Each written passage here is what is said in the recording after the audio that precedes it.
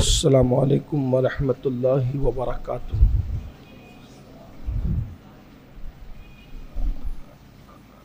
الحمد للہ رب العالمین والعاقبۃ للمتقین والصلاة والسلام علی سید الانبیاء والمرسلین وعلی آلہ واصحابہ الطیبین الطاہرین، اما بعد فاعوذ باللہ من الشیطان الرجیم، بسم اللہ الرحمن الرحیم۔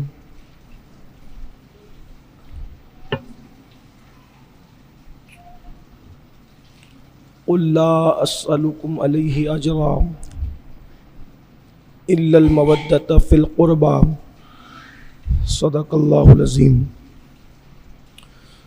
غوث اعظم بمنے بے سر و سامہ مددے، قبلہ دین مدد کعبہ ایمان مدد، بگرداب بلا افتاد کشتی، مدد کن یا معین الدین چشتی۔ الصلاة والسلام علیک یا رسول اللہ، الصلاة والسلام علیک یا نبی اللہ، الصلاة والسلام علیک یا حبیب اللہ، وعلی آلک واصحابک یا نور اللہ، صلی اللہ تعالی علیہ وسلم۔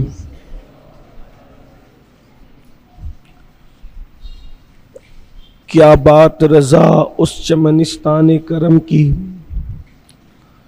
کیا بات رضا اس چمنستان کرم کی، زہرا ہے کلی جس میں حسین اور حسن پھول۔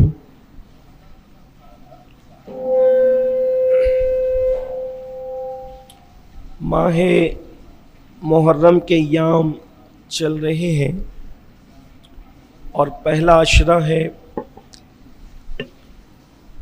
اور پوری دنیا میں جہاں جہاں عاشقان رسول اہل ایمان بستے ہیں، آباد ہیں، ان دنوں وہ سب لوگ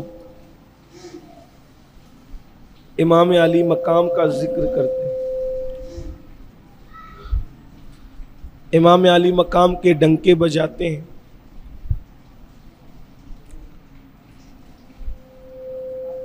کیونکہ اللہ کے رسول صلی اللہ علیہ وآلہ وسلم نے ہمیں حکم دیا، یہ اللہ کے رسول صلی اللہ علیہ وآلہ وسلم کا حکم ہے کہ تم اپنی اولاد کو 3 باتیں سکھاؤ،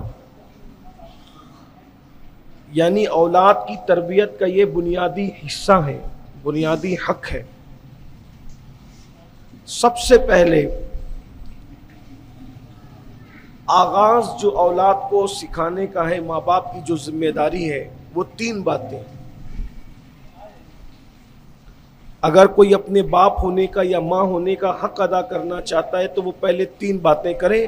اللہ کے رسول علیہ السلام فرماتے پہلی بات جو تم نے اپنی اولاد کو سکھانا وہ یہ کہ اپنے نبی کی محبت، یہ بنیاد ہے۔ آج جو ہم نہیں سکھا پا رہے ہیں تو ہمارے بچے جو صحیح اور کامل مسلمان نہیں ہو پا رہے ہیں، اس کی وجہ یہ ہے کہ یہ تینوں چیزیں ہم نے نہیں سکھائی۔ پہلی چیز نبی کی محبت، اللہ کے رسول صلی اللہ علیہ وآلہ وسلم کی محبت، یہ سکھائیں۔ اب ظاہر سی بات ہے وہ کوئی کتاب میں پڑھ کر تو محبت رسول پیدا نہیں ہوتی نا۔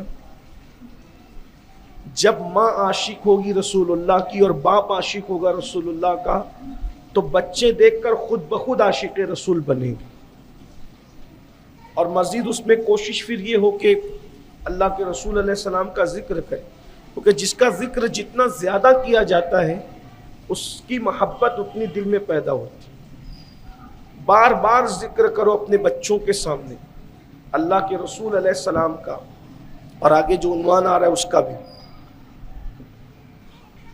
طوطا مینا کی، کتے بلی کی کہانیاں سنانے کی بجائے اللہ کے رسول علیہ السلام کا ذکر ان کے سامنے، حضور کے معجزات، اور وہ اتنے دلچسپ ہے کہ اگر آپ بچوں کو روزانہ ایک واقعہ بھی اللہ کے رسول کا سنائیں گے انشاءاللہ زندگیاں ختم ہو جائے گی، لیکن وہ واقعات ختم نہیں ہوئی۔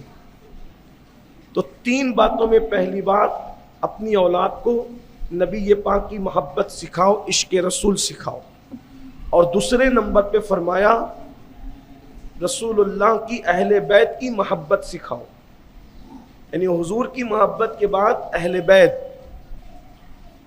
اپنے بچوں کے پاس ذکر اہل بیت کرو۔ اہل بیت کون ہے؟ سیدنا علی مرتضیٰ، سیدہ فاطمۃ الزہرا، حسنین کریمین، اور قیامت تک ان کی جتنی اولادیں ہیں جو سادات ہیں وہ سب اہل البیت ہیں، حضور کی اہل بیت، حضور کی ازواج پاک حضور کی اہل البیت۔ اس طریقے سے اور بھی حضور کی اہل بیت کی، اور خاص طور پر پنجتن پاک کی محبت، اہل بیت میں بھی خاص پنجتن پاک، یہ جو 5 تن ہے، اللہ کے رسول علیہ السلام کا ذکر تو ہو گیا، سیدنا مولا علی، سیدہ فاطمہ، حسنین کریمین، امام حسن، امام حسین، ان کی محبت اپنی اولاد کو سکھاؤ۔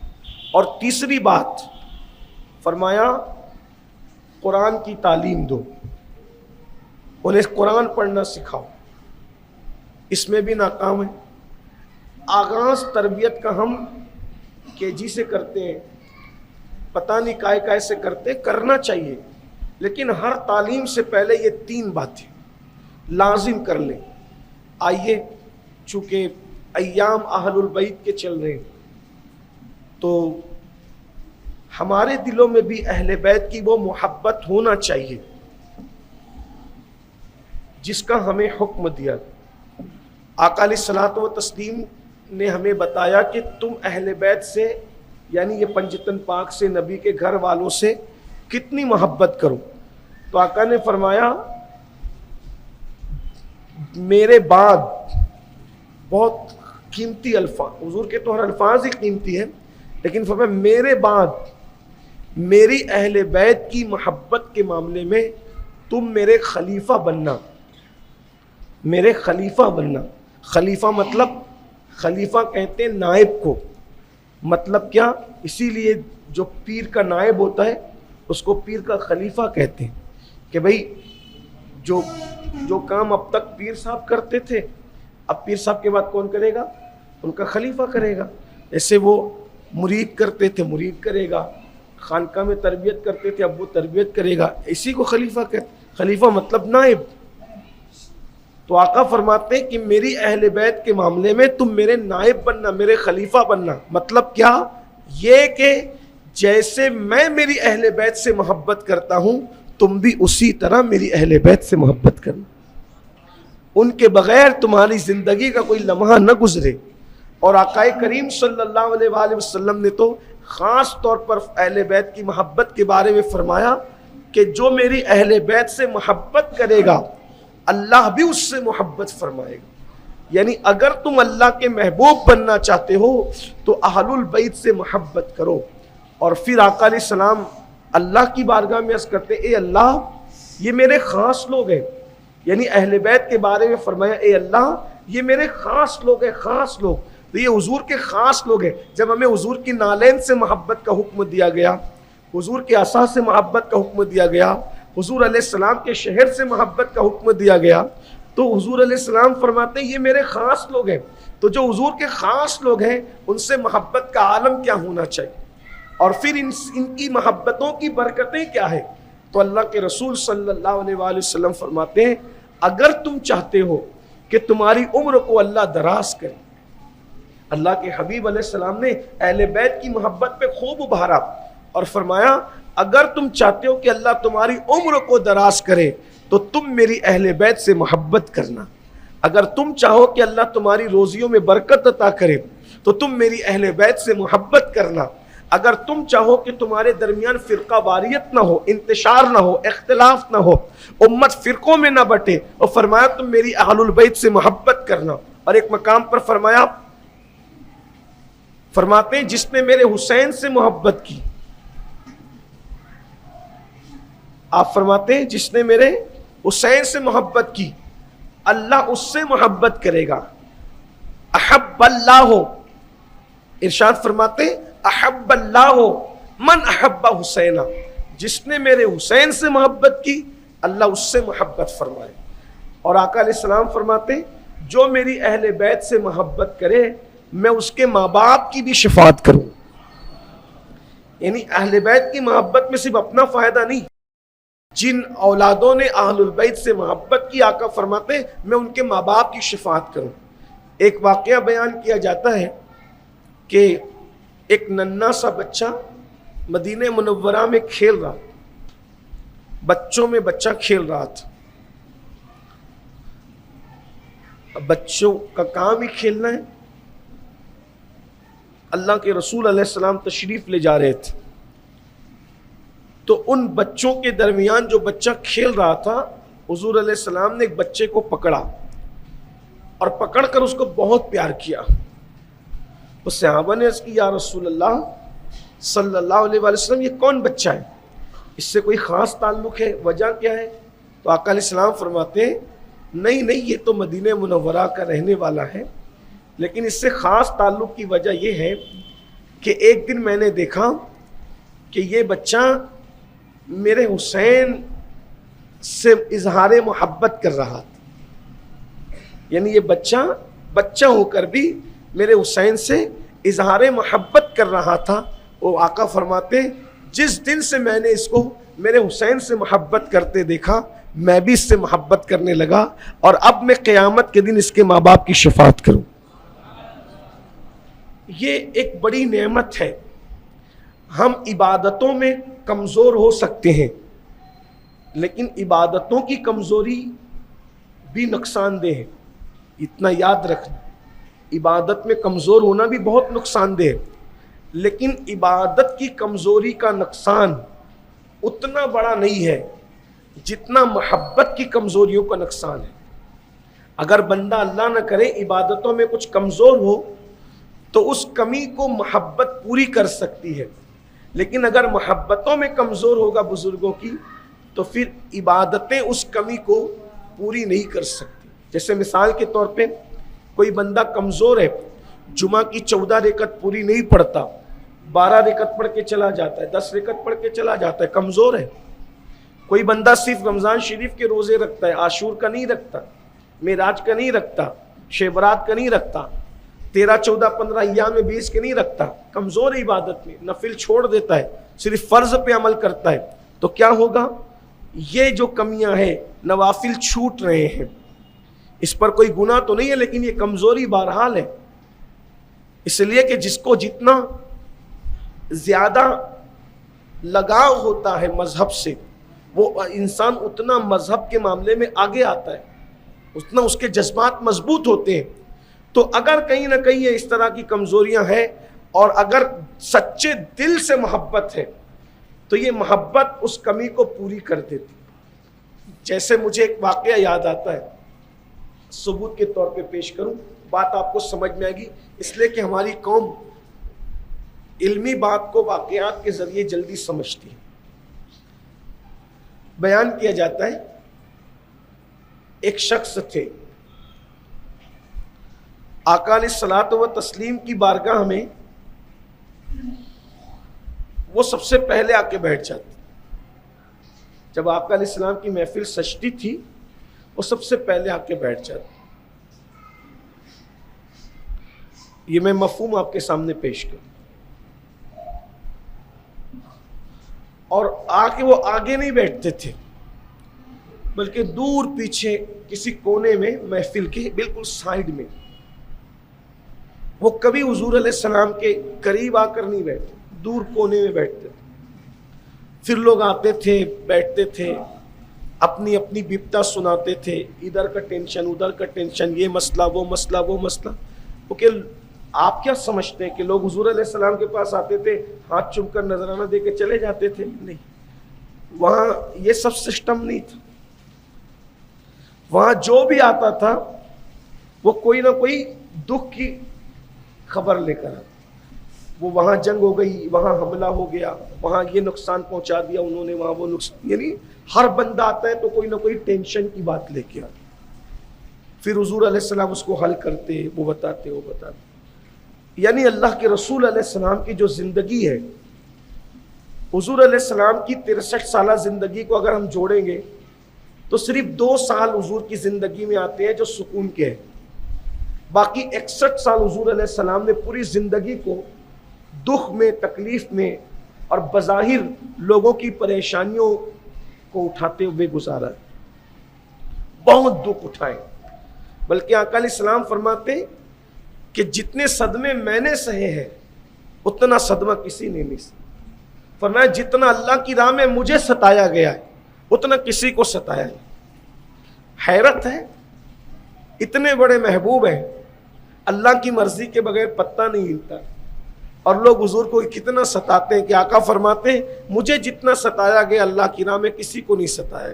اور وہ جو ستانے کی جو داستان ہے وہ آپ نے کبھی مجھ سے سنا ہوگا، میں تو بولتا ہی رہتا ہوں، بتاتا ہی رہتا ہوں، اگر میں اس طرف جاؤں گا تو بہت وقت آئے گا، گزر جائے گا، لیکن ہلکا سا جو نوجوان اگر پہلی مرتبہ سن رہے ہیں حضور علیہ السلام کو کتنا ستایا گیا تو ان کو ایک اندازہ ہو جائے کہ حضور علیہ السلام کے کپڑے تک پھاڑے گئے۔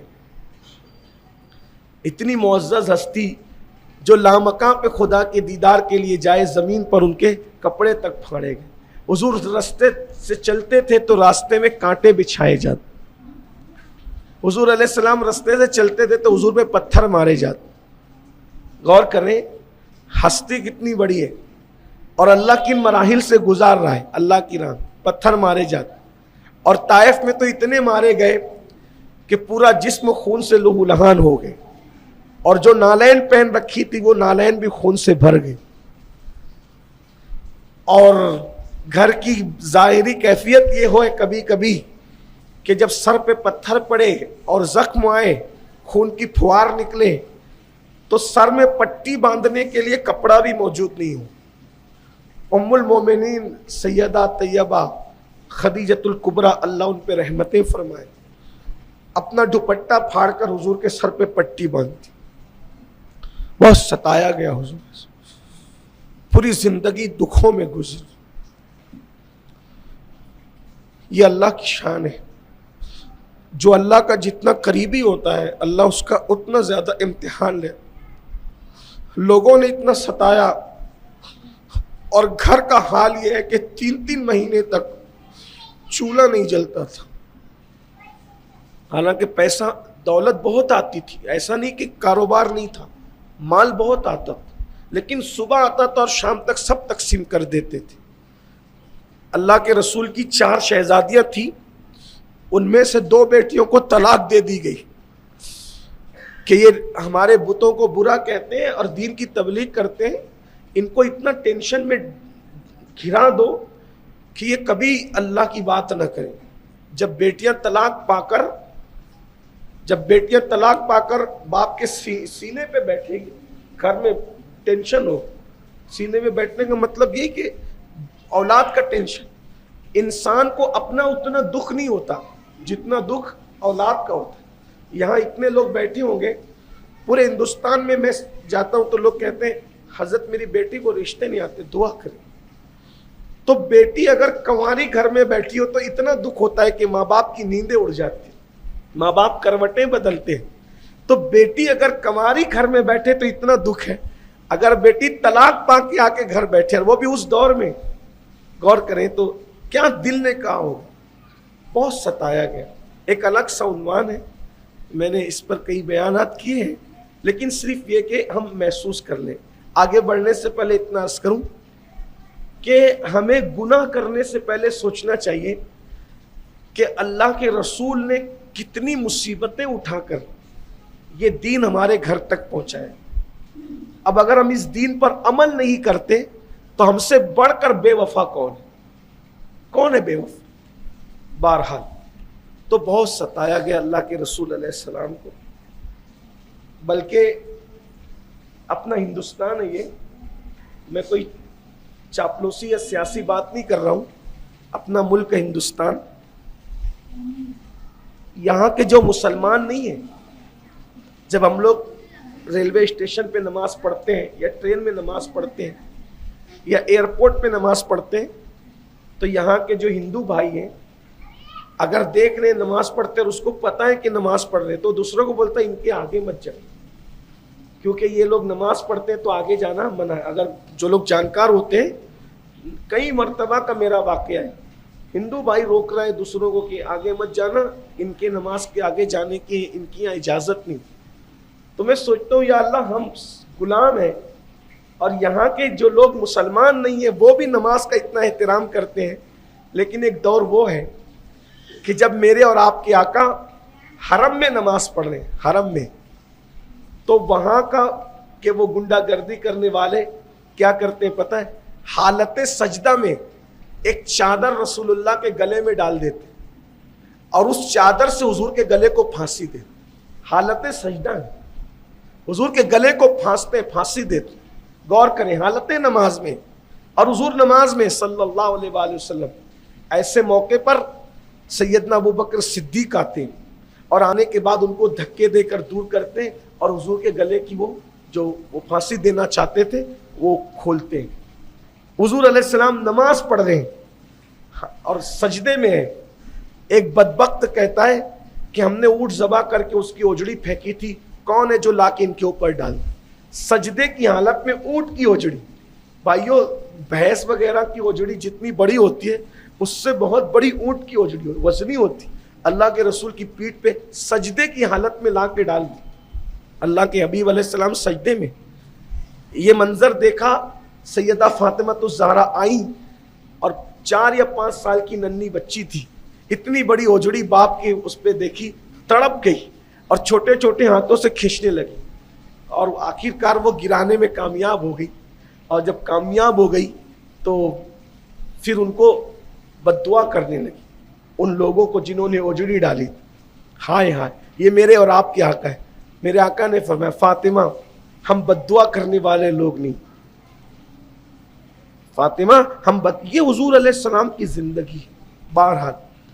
تو جو بھی بندہ آتا ہے حضور علیہ السلام کو دکھ کی بات سناتا ہے، تکلیف کی بات سناتا ہے، وہ بندہ کنارے کونے میں بیٹھ کر کے دیکھتا ہے، سب آ کر کے حضور کو دکھ کی تکلیف کی باتیں سنا، جب پھر آ کے لوگ چلے جاتے ہیں، آخری میں وہ بندہ حضور کے پاس آتا ہے اور آنے کے بعد اپنی زبان میں کہوں صرف سمجھانے کے لیے، آنے کے بعد قریب آ کر اکیلے میں حضور علیہ السلام جب پوچھتے تجھے کیا کام ہے، جب بھائی سب اپنا اپنا کام لے کے آتے تب تجھے کیا کام ہے، تو بندہ کوئی کام اس کو نہیں ہوتا، وہ اس کا کام بس اتنا ہوتا کہ سب نے آ کر حضور کو ٹینشن کی بات سنائی، دکھ کی بات سنائی، میں حضور کو ہنسا دوں بس، یعنی کوئی ایسی بات کہہ دوں جس سے حضور ہنس پڑے۔ اس کی سب سے بڑی عبادت اس کے نزدیک یہی تھی کہ میں حضور کو ہنسا، سب دکھ دیتے ٹینشن کی باتیں لاتے، میں حضور کو خوش کر دوں۔ تو یعنی لوگ اپنی زبان میں کہتے کہ کوئی چٹکلا چھوڑ دیا، کوئی ایسی بات چھوڑ دی جس سے حضور ہنس پڑے، بس اس کا کام ہو گیا، اس کا یہی کام تھا اور کوئی، پھر وہ چلا جاتا، میں نے حضور کو ہنسا دیا، میں نے حضور کو خوش کر دیا، چلا جاتا۔ ایک دن کچھ لوگوں نے اللہ کے رسول سے عرض کی، یا رسول اللہ صلی اللہ علیہ وسلم، وہ آپ کی محفل میں آتا ہے، بار بار آتا ہے، اس پہ لعنت ہو۔ آقا نے فرمایا کیوں لعنت ہو؟ حضور وہ شراب پیتا ہے، اس کے کردار اچھا نہیں ہے۔ آقا نے فرمایا چپ رہو، کیا اس پہ لعنت کرتے ہو؟ وہ مجھ سے محبت کرتا ہے، مجھ سے عشق ہے، اس سے محبت کرتا ہے، اس پہ لعنت نہ کرو، اور وہ جنتی ہے۔ آقا نے فرمایا وہ اب دیکھو جو شراب پیے گا وہ جنتی تو نہیں ہو سکتا، اور جو جنتی ہوگا وہ شراب نہیں پی سکتا، اور آقا فرما رہے وہ جنتی ہے۔ اب لوگ پریشان ہو گئے، اس کو پکڑا اور پکڑ کے پوچھا ارے تو کرتا کیا ہے؟ کہ ہم نے جب کہا یہ شراب پیتا ہے یہ اور یہ اس پہ لعنت ہو، تو حضور نے کہا لعنت نہ کرو، وہ جنتی اور مجھ سے عشق کرتا ہے، اور تو کرتا کیا ہے؟ تو انہوں نے کیا کہا پتا ہے؟ میں کچھ نہیں کرتا، بس میں اتنا کرتا ہوں نا کہ کسی طرح میرا محبوب مسکراتا رہے، تم سب لوگ کوئی نہ کوئی آ کر کے ان کو صدمے کی بات کرتے ہو اور میں ان کو ہنسا دیتا ہوں، بس یہی میری عبادت ہے، یہی میری بندگی ہے، یہی میری زندگی ہے۔ میرا دل چاہتا ہے کہ میرا محبوب مسکراتا رہے، خوش رہے، ان کو خوش کرنے کے لیے کچھ نہ کچھ ایسی بات کر دیتا ہوں، بس یہی میری محبت کا تقاضا ہے۔ وہ کہا حضور نے تجھے جنتی فرمایا، حضور کا جنتی کہہ دینا، پھر کیا جنتی کہہ دینا تھا۔ انہوں نے فوراً کہا اگر میرے محبوب نے مجھے جنتی کہا، گواہ رہنا توبہ کرتا ہوں، آج کے بعد شراب کو کبھی ہاتھ ہی نہیں لگاؤں۔ تو دیکھا آپ نے محبت نے عمل کی کمی کو کس طریقے سے پورا کر دی، جہاں عمل میں کمی تھی عشق نے پورا کر دی، محبت نے پورا کر دی۔ تو یہ محبت کے تقاضے ہیں، تقاضے محبت ہے۔ میں بات سمیٹتے ہوئے اخیر میں عرض کروں تو ذکر چل رہا تھا نبی اور آل نبی کی محبت کا، اس میں کمی نہیں آنا چاہیے، اس میں مضبوط رہے۔ آپ کے بارے میں کون کیا کہتا ہے اس کو چھوڑ دیں، آپ کے بارے میں کس کا خیال کیا اس کو چھوڑ دیں۔ آپ اپنے گھر میں محبت کا ماحول بنائیں، احترام صحابہ کے ساتھ محبت نبی اور آل نبی کا، اس کا صلہ بڑا ہے، اس کا انعام بڑا ہے۔ بلکہ امام رازی تو اور علامہ زمخشری، امام رازی، امام یوسف نبہانی، یہ سب بڑے بڑے بزرگوں نے یہ روایت لکھی کہ جس کے دل میں اہل البیت کی محبت ہے انشاءاللہ وہ مرے گا تو ایمان پر مرے گا، اس کا خاتمہ بالخیر ہوگا انشاءاللہ، اور صرف ایمان پہ نہیں مرے گا بلکہ انشاءاللہ تبارک و تعالی وہ بستر پہ مرے، کہیں مرے، کسی حالت میں مرے، اگر محبت اہل بیت میں مرا ہے تو اللہ تعالیٰ اس کو شہادت کا مقام عطا فرمائے گا، قیامت کے دن وہ شہیدوں کے ساتھ اٹھے گا۔ اسی پہ بس نہیں، آقا علیہ السلام فرماتے ہیں، ابن عباس راوی ہے اس کے، کہ اہل البیت سے محبت کرنے والوں کو، اہل بیت سے محبت کرنے والوں کو اس طریقے سے سجا کر سنوار کر جنت میں لے جایا جائے گا جیسے کسی دلہن کو سجا کر کے اس کے شوہر کے گھر لے جایا جاتا ہے۔ اور فرمایا اہل البیت سے محبت کرنے والوں کا حال یہ ہوگا اس وقت تک ان کو موت نہیں آئے گی جب تک کہ جنت میں ان کا ٹھکانہ ان کو دکھا نہ دیا جائے۔ پہلے جنت میں ان کا ٹھکانہ ان کو دکھایا جائے گا، اس کے بعد ان کی موت آئے گی۔ اور فرمایا جو اہل بیت کی محبت پہ مرا وہ ملت پر مرا، ملت اسلام پر مرا۔ اس لیے اپنی اولاد کو، اپنے دوستوں کو، احباب کو سکھاؤ۔ لیکن پھر یہ بات میں آپ کو کہوں کہ ایسا نہ ہو جیسا کہ آج کل کچھ جاہل گوار لوگ کر رہے ہیں کہ اہل بیت کی محبت کے نام پر صحابہ کو گالیاں دیتے ہیں۔ یہ نہیں ہونا چاہیے، کیونکہ صحابہ کی محبت بھی ہم پہ لازم ہے، اہل البیت کی محبت تو ہم پہ فرض ہے۔ احترام صحابہ کا ذکر، حضور نے فرمایا میرے صحابہ کے معاملے میں اللہ سے ڈرتے رہے، اللہ اللہ اصحابی، کہ میں صحابہ کے معاملے میں تمہیں اللہ سے ڈراتا ہوں۔ تو اس لیے اصحاب کا احترام ضروری، تعظیم ضروری، جیسا کہ قرآن نے حکم دیا، رحمان کا حکم ہے، اللہ کا حکم ہے، اس کے رسول کا حکم ہے، اور محبت اہل البیت، تاکہ ہم اہل سنت کے مسلک پر قائم رہیں، دونوں کو ساتھ ساتھ لے کر چلیں۔ اس پر ایک واقعہ عرض کرتا ہوں، محبت اہل البیت کے صلے پر، اس کے انعام پر، کیا انعام ملا اہل البیت کی محبت کے صلے۔ ایک دور تھا، ایک زمانہ تھا کہ لوگوں نے ذکر اہل بیت پہ پابندی لگا دی تھی، اہل بیت کے ذکر پہ پابندی لگ گئی، بلکہ مولا علی کا نام بھی اگر کوئی لیتا نا تو لوگ اس کو بھی مارتے۔ یعنی ایسا دور گزرا ہے۔ آج کے دور میں آپ لوگ اس کو سنتے تو آپ کو ایسا لگتا ہوگا کہ یار یہ علماء لوگ، خطیب لوگ کہیں غلط بیانی سے تو کام نہیں لے رہے۔ ایسا بھی دور آیا ہوگا کہ علی پاک کا کوئی نام لیتا ہوگا تو مار کھاتا ہوگا۔ ہاں ایسا دور آیا، حکومتوں نے پابندیاں لگائی تھی بعض، جب مروان وغیرہ کی حکومت آئی، بلکہ مروان کے دور میں تو جمعہ کے خطبے میں منبر پر مولا علی کو گالیاں دی جاتی۔ یعنی لوگ کیا دشمن ہوئے تھے اہل البیت کے۔ علامہ ابن حجر مکی کی کتاب آپ اٹھا کر دیکھیں، الصواعق المحرقہ، اور بھی کتابیں ہیں لیکن میں صرف الصواعق المحرقہ کا نام لے رہا ہوں۔ منبر پہ بیٹھ کے مولا علی کو گالیاں دی جاتی۔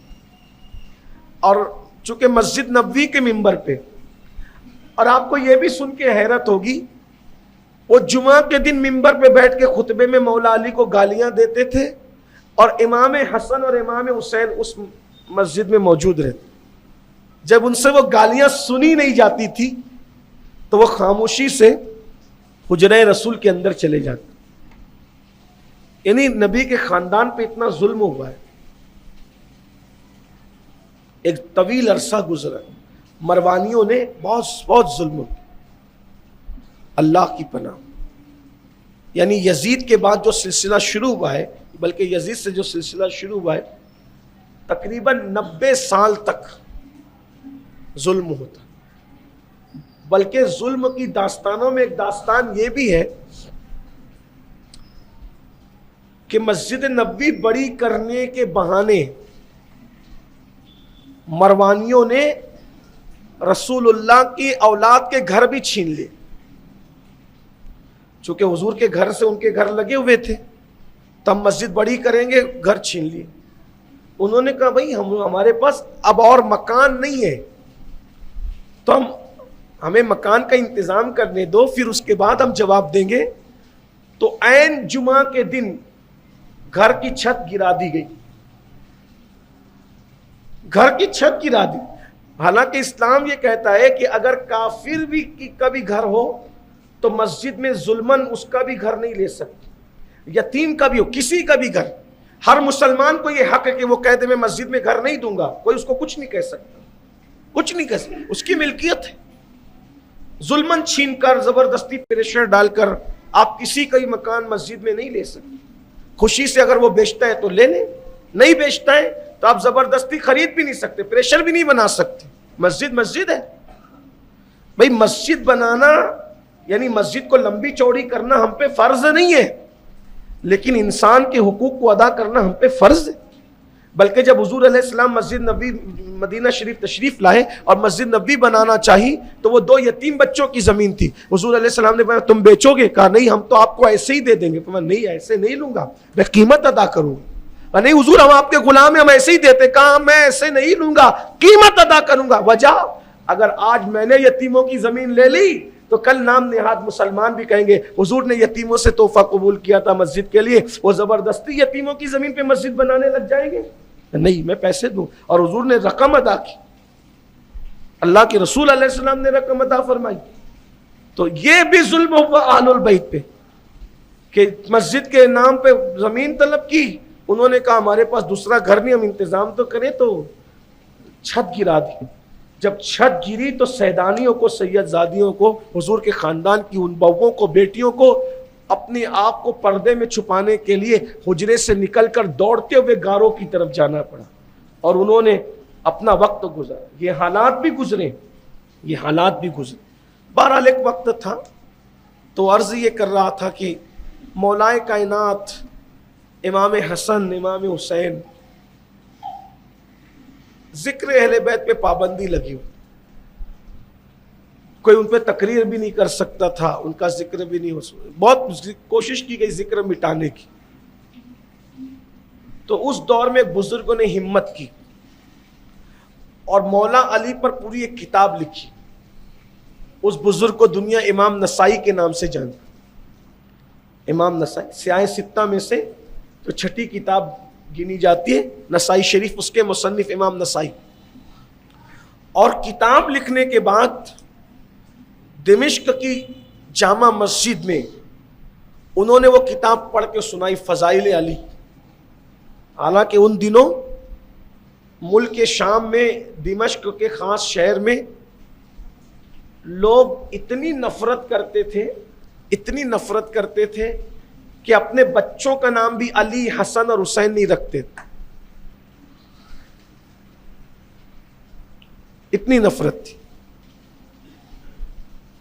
تو جب دمشق کی جامع مسجد میں آپ نے ذکر علی کیا، آل البیت کا ذکر کیا، تو مجمع کے کچھ لوگ جو اہل البیت سے نفرت کرتے تھے، بغض کرتے تھے، وہ سب کے سب ڈنڈے لے کر کے اور ہتھیار لے کر کے ٹوٹ پڑے امام نسائی پر.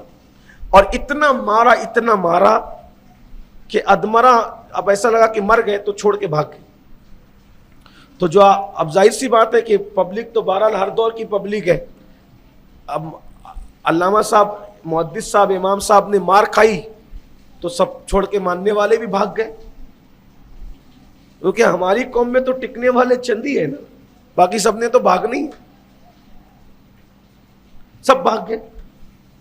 بہت مار کھائی، اور جب ادمرے، اب وہ تو نہتے تھے، کتاب لے کے بیٹھے تھے، پڑھے گئے، ہلکی ہلکی سانس چل رہی تھی، تو کچھ جو وفادار شاگرد تھے بیچارے وہ آئے اور دیکھا ہلکی ہلکی سانس چل رہی، کہا کہ حضرت اب کیا کریں؟ تو امام نسائی نے فرمایا مجھے مکہ شریف لے چلو، اور اہل بیت کا جو محلہ ہے، چونکہ انہی کی محبت میں مارا گیا ہوں، تو میری تمنا یہ ہے کہ جو اہل البیت کا محلہ ہے اس محلے میں مجھے دفن کر، جہاں ان کے قدم لگتے تھے، ان کے قدم کی مٹی جو ان کے قدم کو بوسے دیتی تھی، اسی مٹی مجھے دفن کر دو، بس میری جنت وہی ہے. تو لوگ دمشق سے آپ کو لے کے چلے. اللہ کی شان، مکہ پہنچنے سے پہلے رم اللہ کے مقام پر آپ کی شہادت ہوگی.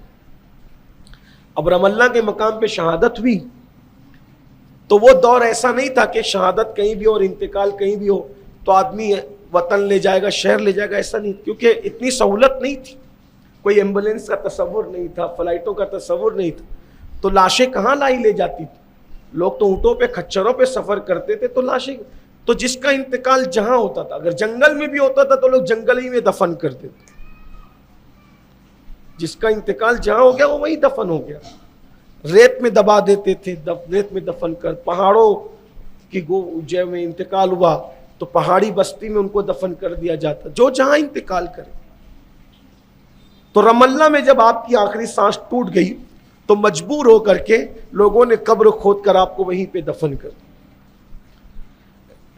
تو چونکہ آدمی جب تقریر کے لیے جاتا ہے تو کچھ بن سنور کے جاتا ہے، تو امام نسائی نے جب پلان کیا کہ بھئی میں فضائل مولا علی پڑھوں گا، آل البیت کے فضائل پڑھوں گا، تو انہوں نے خط بنایا تھا. تھوڑی تیار نہیں، آدمی خط وط بنا، جمعہ میں آپ لوگ بھی ایسا کرتے، خط بنایا تھا، اور اسی دن ایسا ہو گیا، اور پھر رستے میں شہادت ہو گئی تو آپ کو وہیں دفن کر. اب دفن کیا، معاملہ ختم ہو گیا.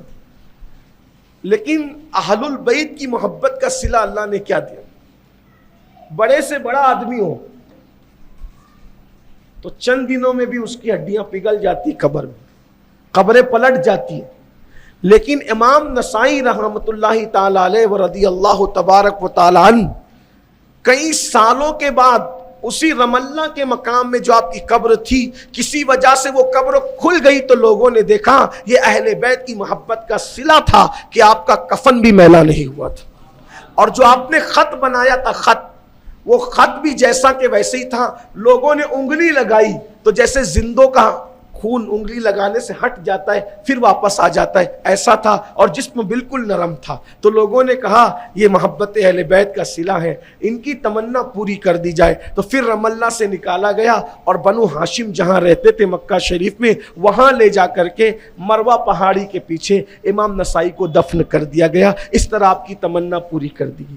تو محبت اہل بیت کا صلہ یہ ہے کہ دنیا میں ایمان محفوظ رہے گا اور مرنے کے بعد انشاءاللہ کفن بھی محفوظ رہے گا. اس لیے اپنی اولاد کو اہل البیت کی محبت سکھاؤ، محبت اہل بیت کی تعلیم دو، ان کو تلقین کرو. اور یہ ایام جو چل رہے ہیں، اللہ اگر توفیق دے، روزانہ امام حسین کے نام پر ایصال ثواب، شہیدان کربلا کے ایصال ثواب کے لیے جو ہے وہ شربت بنائیے، شیرنی تقسیم کیجئے، یتیموں میں بیواؤں میں کپڑے تقسیم کیجئے، صدقہ بانٹیے. اس لیے کہ ہمارے شربت، ہمارے کپڑے، ہمارے تحفے تحائف امام حسین تک پہنچے نہ پہنچے، لیکن ہماری محبتیں ان لوگوں تک ضرور پہنچتی ہیں. حسین وہ بادشاہ ہیں، اہل البیت وہ آقا لوگ ہیں کہ وہ ہماری نیتوں سے بھی واقف ہیں. اللہ تعالیٰ نے ان کو نیتوں پر بھی جو وہ اطلاع عطا فرمائی ہے. تو اس لیے درود شریف کی کثرت کریں، تلاوت کریں، حتی الامکان